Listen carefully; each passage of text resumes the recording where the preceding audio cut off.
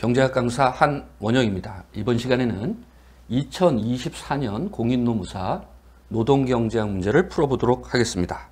자, 첫 번째 문제를 보면 기혼 여성 A는 소득 여가 선택 모형에 따라, 이건 뭐 흔히 경제학 미시편에서도 많이 나오는 이야기가 됩니다. 그래서 소비와 여가를 조합하여 효용 극대화를 추구한다. 결국은 여가의 반대는 노동이니 주어지는 임금에 노동을 얼마나 공급하겠다. 그런 걸 이제 풀이하는 거죠. 일주일에 총 처분 가능한 시간은 56시간이 주어져 있고 소비의 가격, 그러니까 여기서 소비의 가격이라는 것은 요 C인데 복합재를 구입할 수 있는 거죠. 복합재를 몇 단위 구입하느냐. 그럼 당연히 가격은 1로 가정을 하게 됩니다. 그래서 다음 이제 물음에 답하시오. 그런데 이제 전제 조건이 있죠. 무차별 곡선은 원점에 대해서 볼록하고, 무차별 곡선이 원점에 대해서 볼록하다는 것은 한계 대체율은 체감한다는 얘기입니다. 그런데 한계 대체율이 체감할 때 한계 효용이 체감하면 한계 대체율은 당연히 체감한다고요. 그러나 한계 대체율이 체감한다고 해서 한계 효용도 체감하는 것은 아닙니다. 그러나 이제 우리가 문제를 풀 때 한계 효용은 체감하고, 그로 인해서 한계 대체율도 체감한다. 그리고 무차별 곡선은 원점에 대해서 볼록하다. 그런 생각으로 한번 접근을 한번 해보겠습니다. 자, 그래서 이제 물음 1, 첫 번째 문제를 보면 시간당 임금은 2만 원이다. 그러면 그냥 임금을 2만 원으로 하는 것이 아니라 내가 여가를 1시간 줄이게 된다면 노동, 일을 하게 되고 그에 대한 대가로 2만 원을 받게 되는 겁니다. 결국 임금이라는 것은 여가의 기회비용이라는 거예요. 그것을 꼭 표현을 해야 됩니다. 그러면서 이제 일을 하나도 하지 않더라도 비근로소득 100만 원을 얻게 되는 겁니다. 이때 여성 A의 예산 제약을 한번 그래프와 함께 설명하시오. 이렇게요. 자, 그러면 그림을 먼저 그리는 분들도 있고 단어와 문장으로서 표현을 하는 분도 있을 겁니다. 근데 저는 이렇게 접근을 하고 싶습니다. 나에게는 지금 56시간이 주어져 있다. 그 56시간을 여가로 다 활용을 하더라도 나한테는 비근로소득 100만 원을 얻게 되는 거예요. 자, 그런 다음에 내가 여가를 1시간 줄일 때마다 일하는 시간은 1시간 증가하게 되고 그 1시간마다 2만 원이 나에게 오는 거죠. 그렇죠? 네. 그래서 나에게 주어져 있는 시간은 56시간이다.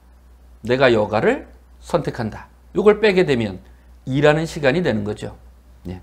따라서 일하는 시간이 1시간 늘어날 때마다 비근로소득 100만 원에서 2만 원, 4만 원, 6만 원, 8만 원 이렇게 이제 올라가게 되는 거죠. 그런 설명을 한 다음에 그림을 그리시고 다시 또 한번 시작하는 겁니다.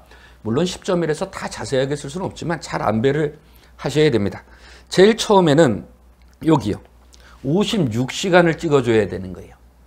내가 이 시간을 계속 고수한다면 나에게 비근로소득 100만 원이 생기는 거고, 여가를 1시간 줄일 때마다 2만 원, 여가를 1시간 줄일 때마다 2만 원, 이런 식으로요. 따라서 56시간을 다 일을 하게 된다면 56에다가 2를 곱하는 거죠. 네, 그러면 112가 되는 것이고 비근로소득 100만 원을 더하게 되면 212만 원이 되는 겁니다. 여기 안에서 나는 효용을 극대화하기 위해서 선택을 할 수 있게 되는 예산 제약이 되는 것입니다. 자, 그럼 이제 두 번째 문제 한번 보도록 할게요. 자, 그런데 이 여성이 출산한 후 일을 하기 위하여, 출산했으면 이제 아이를 돌봐줘야 되는데 아이 돌봄 서비스를 이용하고 일주일에 20만 원의 이용료를 지급한다고 하자. 그럼 아이를 맡기는 거죠. 20만 원을 주고, 이 경우 여성 A의 유보임금을 그래프로 나타내고, 여기서 유보임금이라는 것은 내가 일을 한번 시작해 볼까? 예, 그 얘기입니다. 따라서 이 유보임금 이야기할 때는 한계 대체율과 비교해서 말씀을 하셔야 됩니다. 글을 써야 되겠죠? 그리고 이것을 그래프로 나타내고 돌봄 서비스가 무료다. 네, 그런 경우와 비교하여 설명하시오. 이렇게 되어 있습니다. 자, 그러면 일단 예산 제약이 변화하는 것을 표현해야 되겠죠. 그렇죠? 출산 후에 예산 제약이 어떻게 변하는지 표현을 해야 됩니다. 자, 그러면 56시간을 다 여가를 즐기는데 100만 원의 소득이 얻었는데 비근로소득? 근데 20만 원의 돌봄 서비스를 이용하게 되면 56시간을 다 일하게 되더라도 내가 복합제라는 C에 쓸 수 있는 것은 20만 원만큼 줄어들게 되는 것이죠. 따라서 이제 여기 80만 원서부터 시작을 하게 되는 거예요. 그래서 1시간 일을 하게 되면 시간당 2만 원을 얻게 되는 겁니다. 지금 그런 이야기를 하고 있는 거죠. 자, 그러면서 이제 무엇을 비교해야 되냐면 여가와 소비의 한계 대체율을 이야기해야 됩니다. 여가와 소비의 한계 대체율을 이해를 하자. 그러면 우리의 주 관심사는 지금 여가입니다. 여가에 따라서 노동하는 양이 결정되니 따라서 MRSLC라고 표현해야 되겠죠. 보통 미시경제학 할 때 MRSXY라고 쓰는 것은 X제와의 관심을 갖고 있는 거예요. 이 여성은 지금 여가, 일을 할 것이냐, 여가를 즐길 것이냐, L에 관심을 갖고 있는 겁니다. 그래서 MRSLC라고 해야 되고, 그리고 표현을 해야 되겠죠. MRSLC라고 하는 것은 여가, 소비의 단위로 표현하는 여가의 한계 대체율입니다. 정확하게 정의를 써주셔야 되겠죠. 그렇다면 여가 한 단위와 소비 몇 단위를 바꾸겠는가? 그것은 결국 소비 한 단위를 증가시킬 때 효용의 증가에 비해서 여가 한 단위가 소비에 비해서 몇 배 더 효용을 증가시키느냐, 그 의미가 되는 겁니다. 만약에 여기가 3이라는 숫자다. 그러면 여가 한 단위와 소비 세 단위를 대체하려고 하는 거죠. 그럼 왜 여가 한 단위와 소비 세 단위를 대체하려고 할까요? 그것은 소비 한 단위가 주는 효용의 증가에 비해서 여가는 3배의 효용을 가져온다는 얘기예요. 그래서 이제 그 얘기를 간략하게나마 표현을 해야 되고, 자, 그렇다면 이제 한계 대체율은 여가가 소비에 비해서 나에게 몇 배 즐거움을 주느냐, 몇 배 효용을 주느냐인데 우리는 선택할 때 대가가 따른다고요. 그 대가가 바로 여가의 기회 비용이 되는 겁니다. 따라서 최적 선택과 유보 비용을 비교해야 되는 것이죠. 자, 출산 후 여가 56단위와 소비 80만 원을 선택 시 한계 대체율 표현해야 되고요. 그리고 여가의 기회비용 2만 원과 비교해야 되는 겁니다. 그런데 만약에 이 여성 A가 나는 그냥 56시간을 여가로 다 활용할 거야 라고 한다면 그 여가 56과 100에서 20이 줄어든 80이라는 소비에서 한계 대체율, 그리고 나에게 주어져 있는 임금 또는 내가 일을 시작하게 될까? 유보 임금을 비교해야 되는 것이죠. 자, 그런데 이제 보십시오. MRSLC는 MUC분의 MUL인데 나에게 어떤 임금이 주어져 있단 말이야. 그렇죠? 근데 지금은 2만 원인데 만약에 나는 그래도 계속 여가를 즐길 거야 라고 하면 어느 수준까지? 유보 임금 수준까지는 나는 여가를 즐길 거야. 근데 그거보다 더 커지게 된다면 나는 이제 일을 할 거야. 그런 이야기가 되는 거죠. 그래서 이제 이야기가 됐고, 그런데 만약에 무료로 돌봄 서비스를 이용한다. 그렇다면 100이라는 비근로소득과, 그렇죠? 그때의 한계 대체율을 이제 비교하게 되는 겁니다. 그래서 다시 예산서는 원래 됐고요. 그렇다면 출산 후 여가 56단위와 비근로소득 100만 원을 가지고 있을 때 한계 대체율을 표현할 때 그래도 나는 계속해서 여가를 즐기겠다라고 한다면, 제가 W0라고 했는데 2만 원보다 크면 여전히 여가를 즐기게 되는 겁니다. 그래서 결국은 그림으로 이제 표현하라고 했으니, 자, 요거부터 한번 할까요? 나는 56시간의 최대 여가 시간을 즐길 수가 있고 100만 원이라는 비근로소득에서 20만 원이라는 돌봄 서비스 대가를 지불했다. 그럼 여기 조합을 생각해야 되겠죠. 56이라는 여가와 80이라는 소비 선택이요. 그때 한계 대체율을 보는 겁니다. 한계 대체율은 무차별 곡선의 기울기죠.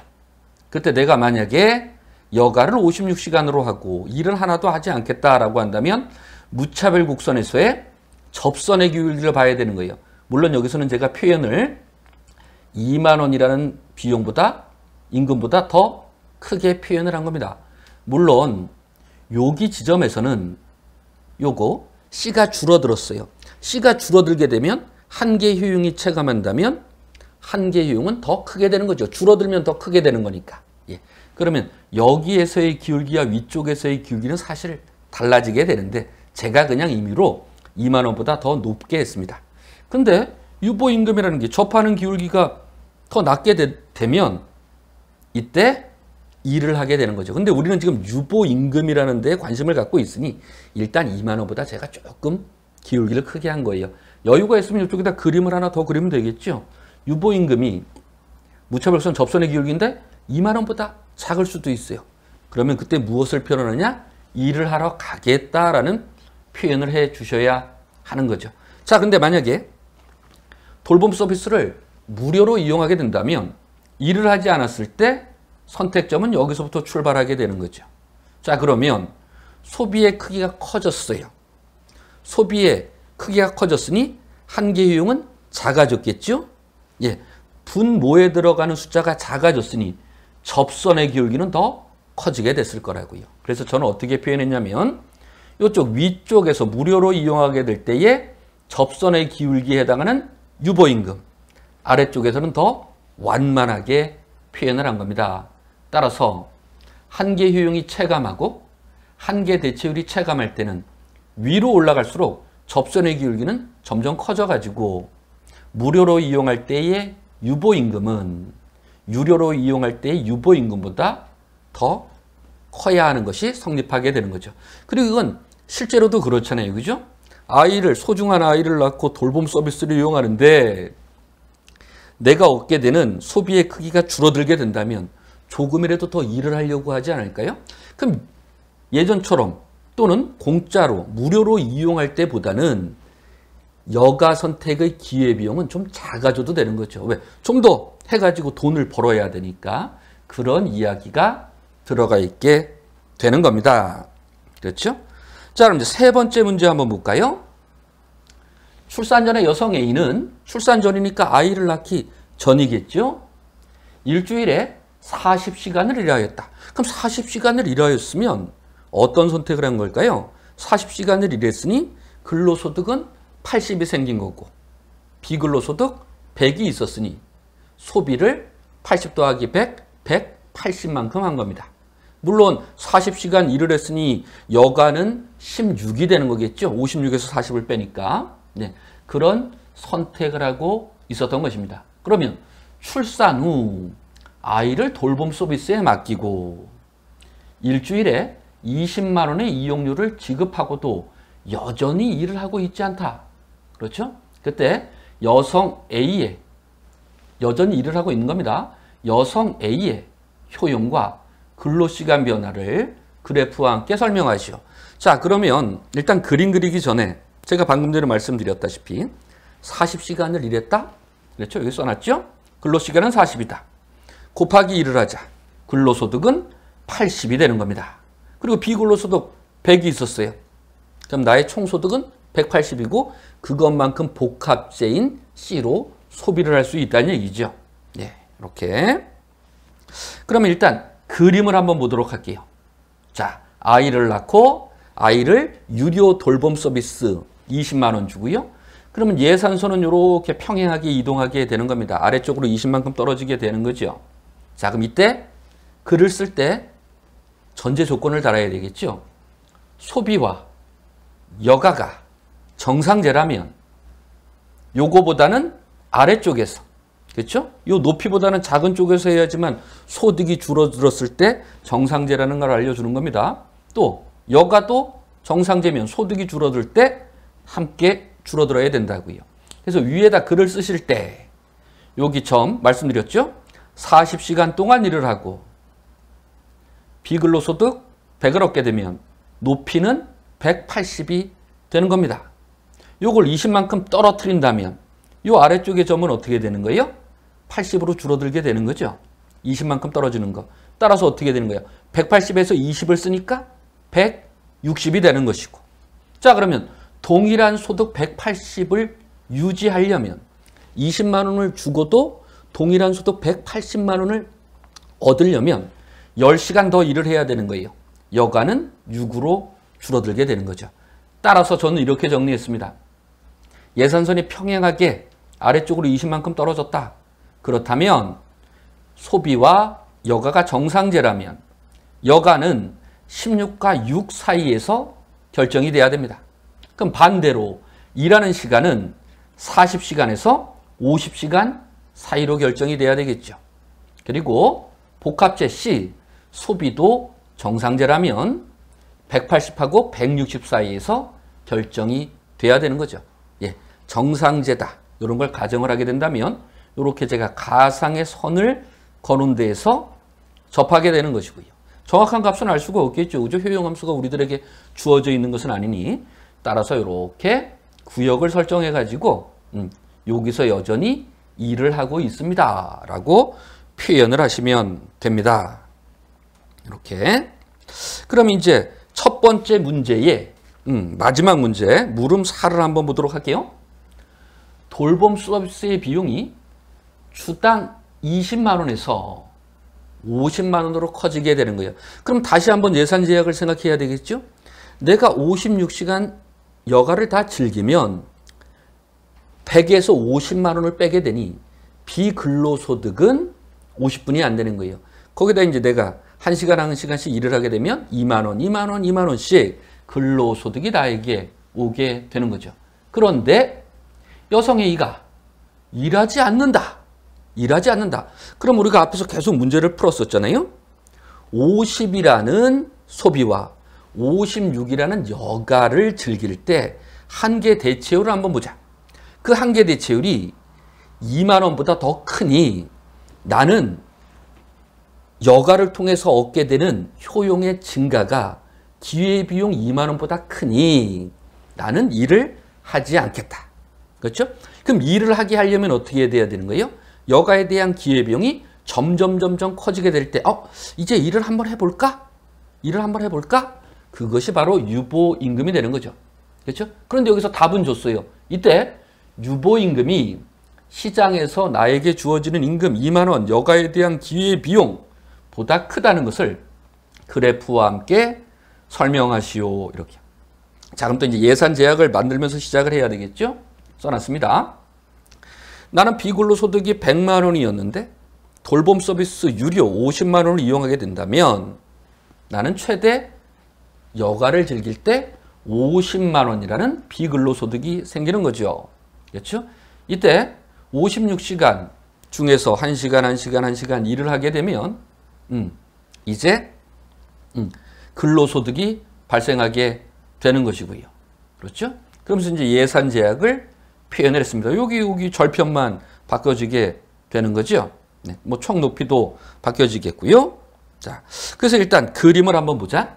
자, 예산 제약은 이렇게 56시간은 여가를 즐기고 비근로소득 100만 원이 있는데 돌봄 서비스 50만 원을 이용하게 되면 툭 떨어지는 거야. 그럼 앞에서 제가 정의한 것처럼 여기에서 내가 선택을 하게 된다면 한계 대체율에 대해서 이야기를 하고요. 문제에서 주어져 있었죠? 일을 하지 않는다. 그렇죠? 그러면 요거 2만 원이라는 기울기 여기다 선을 한번 싹 긋게 되면 더 높은 효용은 얻을 수가 없어요. 왜?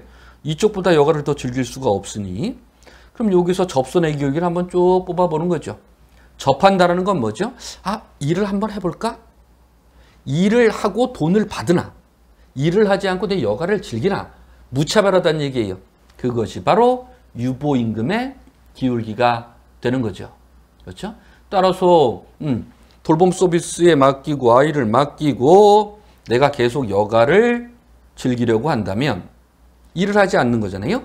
여기 접선의 기울기 MRS에 해당하는 MRS-LC에 해당하는 유보임금 W4가 지금 2만 원보다 커야 되는 거예요. 물론 2만 원이라도 어떻게 되는 거예요? 나는 일을 하지 않겠습니다. 이렇게 되는 거죠. 그러나 이제 2만 원을 초과한다면 여기 부호만 빼주시면 되는 겁니다. 그래서 이렇게 다음 조건을 만족하는 유보임금을 고려할 수 있다. 이렇게 이제 생각하시면 됩니다. 자, 그럼 이제 두 번째 문제를 한번 볼까요? 자, 두 번째 문제는 많은 교재들에서도 나왔는데 핵심은 뭐냐면 너와 나의 다름을 인정하자. 너와 나의 다름을 인정하자.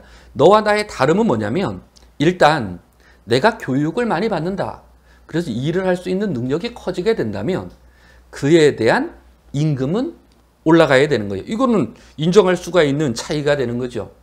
그럼에도 불구하고 다른 부류들하고 임금의 차이가 난다. 근데 그 차이는 다른 어떤 걸로 설명할 수가 없는 거예요. 그건 차별에 해당하는 거지. 그런 문제입니다. 자, 문제 한번 보겠습니다. 노동시장에서 남성과 여성의 임금 함수는 다음과 같다. 예. 여기 이제 보게 되면 일단 이쪽은 남성에 대해서, 이쪽은 여성에 대해서요. 그리고 문제도 친절하게 주어져 있죠. 예. 여기 S라는 것은 교육 연수를 뜻하는 거예요. W라는 것은 웨이지, 임금을 뜻하게 되는 거죠. 그래서 일단 남성의 임금 함수를 보게 되면 어디를 강조하냐면 여기 4라는 걸 강조하는 겁니다. 1년. 그렇죠? 교육 연수, 여기 단위는 나와 있지 않지만 교육 연수가 한 단위, 연수니까 뭐 1년이겠지? 아니면 그냥 연수 받다 할 때는 그건 1년이 아니니까 저는 그냥 연수 단위라고 할게요. 여기에 한 단위 커지게 된다면 임금은 2만 원씩 올라가게 되는 거죠. 그리고 친절하게 알려줬어요. 남성의 평균 교육 연수는 16이다. 여기다 싹 한번 넣어보자. 74. 남성의 평균 임금마저도 주어졌습니다. 근데 사실은 요거 안 주어줘도 되는 거죠. 그죠? 남성의 평균 임금 안 주어줘도 됩니다. 여기다 쏙 넣게 되면 알 수가 있을 테니. 그럼 여성은 어떻게 되는지 한번 보자. 여기요. 3이라는 숫자를 보는 거예요. 여성들은 연수 단위가 한 단위 커질 때마다 임금은 3씩 커지는 거고 전체 여성들의 평균 교육 연수는 어떻게 되느냐? 예. 14입니다. 14를 싹 넣게 되면 3, 4, 12, 3일은 4, 42가 나오고 9를 더하게 되면 51입니다. 사실 둘 중에서 하나만 주어줘도 찾을 수가 있지요. 그렇죠? 그래서 요걸 바탕으로 해가지고 여기 오학과, 블라인더, 분해법을 이용하면서 답을 한번 적어보라 라고 하는 이야기인데 그렇죠? 여기를 보면 일단 첫 번째 물음 한번 볼게요. 근데 요거를 오해하시는 분들이 있는데 사실 이게 무언가를 비교하라고 하면 A에서 B를 비교하라 그러는지 B에서 A를 비교하라 그러는지 이게 사실 너와 나의 그 용어 차이가 발생하게 된다면 사실은 두 개를 다 적어야 돼요. 너가 비교하라는 게 이런 문장이냐? 아니야? 그러면 너가 비교하라는 게 이런 문장이야? 그게 돼야 되는데 보통의 경우에는 누구누구를 기준으로 한다. 그러면 그걸 바탕으로 해서 비교되는 사람들을 이야기하면 되는 거죠. 그렇죠? 아니면 두 개 다 쓰셔도 돼요. 왜냐면 이거 법원 가서 따지면 되는 거니까. 나는 너가 그렇게 비교하라는지 몰랐다. 근데 사실은 1번하고 2번은 똑같은 문제예요. 그렇죠? 그러나 이제 보통의 경우로 한번 접근해 볼게요. 여성 평균 교육 연수를 보유한 여성이 남성처럼 대우받았을 때 그러면 여성을 남성처럼 비교하면서 남성보다 얼마나 더 받는지 덜 받는지 비교를 해야 된다고요. 그렇죠? 따라서 남성처럼 대우받았을 때를 기준으로 한다. 여성 평균 교육 연수를 보유한 여성을 기준으로 해가지고 남성과 비교해 보자라고 하는 표현으로 저는 그냥 받아들이겠습니다. 그래서 전체 임금 격차 중 차별에 기인한 임금 격차의 크기를 구하고 그래프와 함께 설명하시오. 그런데 문제에서 오학과 블라인더 분해법이라는 걸 주어줬다고요.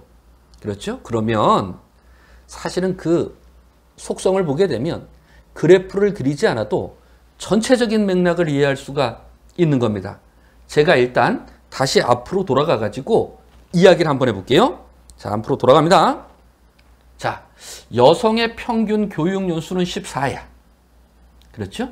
그런데 남성처럼 가보자. 그럼 남성처럼 가보자라는 건 뭘까요? 남성의 평균 교육연수는 16이니 여성들 2년씩 한 번 더 받아보자. 2년씩 한 번 더 받아보자. 그러면 50일이라는 여성의 평균 임금보다 여기 2년 더 일을 하게 되면 임금은 6이 올라가는 거예요. 6. 그렇죠? 그럼 50일에다가 6을 더하면 어떻게 돼요? 57이 되는 거지.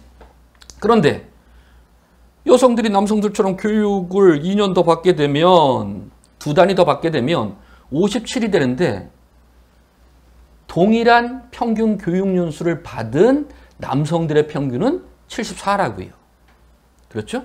57하고 여기다 6을 더한 57하고 74를 비교하게 되니까 어떻게 되는 거예요? 17만큼 남성들은 더 받게 되는 거지. 그건 벌써 얘기를 해 놓은 거라고요. 그렇죠? 그 이제 그림으로도 같이 연결시키면 되는 거야. 자, 그런데 오학과 블라인더 분해법이라는 걸 쓰라고 했으니 슬쩍이나마 한번 써보자 이거죠. 근데 사실 말한 거에 다 들어가 있지만, 자, 그래서 기준은 뭐다? 여성을 기준으로 해서 보다 더 많이 받는 남성과 비교해 보겠다. 그래서 저는 이렇게 했습니다. 남성 거 한번 써주고요. 여성 거 한번 써줄 겁니다. 뒤에다간 여성 걸 쓴 겁니다. 남성이 더 받는다라는 표현을 한 거죠. 위에서 아래 걸 빼면 무언가 임금의 차이가 발생할 거예요. 위에서 아래 거 빼주자고요. 1. 위에서 아래 거 빼주자고요. 4SM-3SF가 됩니다. 그런데 잘 보세요. 여기서 어떤 식으로 식을 정리하냐면, 자, 여성을 남성처럼 비교하자고 했으니 여기 보세요. 여기 뒤에 3이 있으니까, 빼기 3이 있으니까 마이너스 3SM을 쓰는 거예요. 그럼 여기에 4 빼기 3 SM이 있다는 얘기죠. 네. 그럼 한번 마이너스 3SM을 했으니 더하기 3SM이 될 거야. 그럼 잘 보세요. 뒤에는 3 괄호 열고 SM 빼기 SF 괄호 닫고 이렇게 돼 있다고요. 여기 한번 보세요. SF 평균 교육연수 14년인 여성들을 남성 평균 교육연수 16까지 끌어올리게 된다면 제가 아까 말씀드린 것처럼 어떻게 돼요? 6이라는 크기만큼 임금이 올라가게 된다고요. 그렇죠? 그거는 교육 연수에 기인한 거야. 설명할 수 있게 되는 거죠. 그런데 앞에 차이는 뭐가 되는 거예요? 왜 남성들은 여성들보다 더 높은 임금을 받게 되느냐? 그것은 설명할 수가 없는 거죠. 설명할 수가 없다는 것은 차별에 기인한 것이라고요. 그렇죠? 그래서 제가 그 이야기들을 앞에서 말씀드린 것처럼 쭉 한번 간단하게 한번 적어봤습니다. 17만큼 차이가 나는 거죠. 근데 중요한 건 그림을 가지고 설명하라고 했으니 그림을 한번 볼까요? 잘 보세요. 아래쪽에는 여성의 임금을 한번 그려봤고요. 위쪽에는 남성의 임금을 교육 연수와 임금으로서 한번 표현해봤어요. 자, 그럼 어디서부터 출발한다? 평균 여성들서부터 출발하라고 했으니 14라는 단위만큼 교육 연수를 받고 있었다.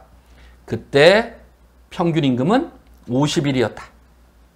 여성분들을 남성처럼 2년 더 교육을 받자 한 연수 단위만큼 3이 올라가는 거예요.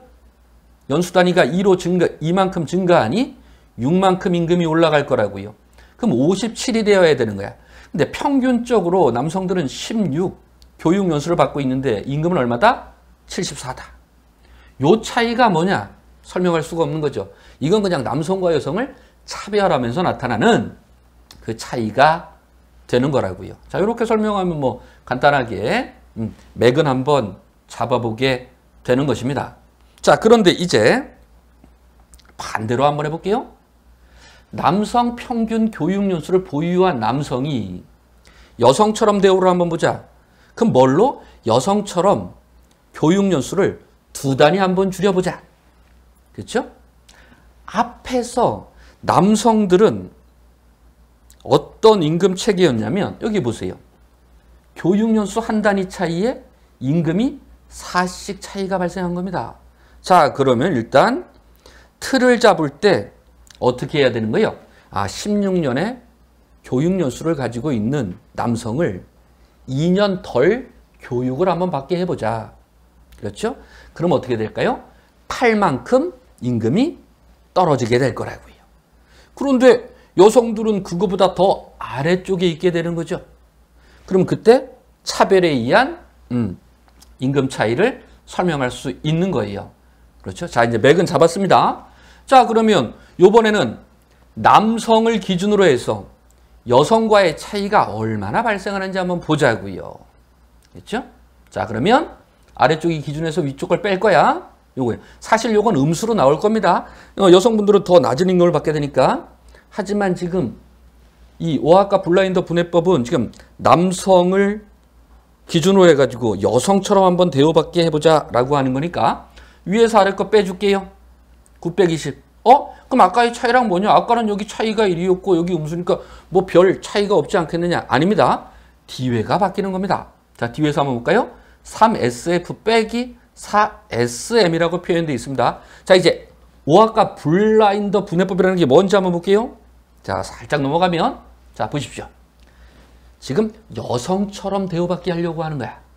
남성을 여성처럼. 그럼 여기에 3SF가 있으니 뒤에 마이너스 4를 보면서 빼기 4SF를 한번 해주는 거예요. 빼기 4SF를 해주는 거예요. 한 번 빼줬으니까 한 번 더 해줘야 되겠죠? 4SF가 돌아오게 되는 겁니다. 그럼 한번 잘 보세요. 남성 16년 교육연수를 가진 사람을 14로 바꾸게 된다면 교육연수가 2단이 줄어들게 되는 거예요. 여기가 마이너스 2라고요. 그럼 앞에 4를 곱하게 되면 어떻게 되는 거야? 8만큼 임금이 떨어지게 된다고요. 교육을 덜 받았으니 여성들 교육 평균 연수만큼 2년 동안 교육을 덜 받았으니 교육연수에 기인해가지고 8만큼 임금이 떨어지게 되는 거라고요. 2 곱하기 4는 8이니까. 그럼에도 불구하고 여성들은 임금을 더 덜 받게 되는 거라고요. 그런 얘기들을 제가 정리를 한번 해 본 겁니다. 말은 다 됐죠, 그죠? 쭉 쓰시면 됩니다. 자, 그런데 이제 그림으로 한번 보자고요. 누구를 본다? 16년 교육을 받는 남성들을 2년 덜 교육을 한번 해보자. 그럼 남성의 평균 임금은 74였는데 2년 덜 교육을 받게 되니 8만큼 임금이 떨어지게 될 거예요. 66을 받게 되는 거죠. 그런데 여성들 14년 평균적으로 교육을 받은 분들의 평균 임금은 51이라고요. 여성분들은 얼마만큼 또 덜 받게 되는 거예요? 15만큼 덜 받게 되는 거라고요. 따라서 요거는 교육에 의해서 설명할 수 있는 차이가 되는 거예요. 그런데 이 차이는 어떤 걸로는 설명할 수가 없는 거지. 단지 남자냐 여자냐로 차이라고요. 이 남자냐 여자냐 이거는 차별을 하는 거죠. 예, 그 차별에 의한 임금 차이를 이야기하는 겁니다.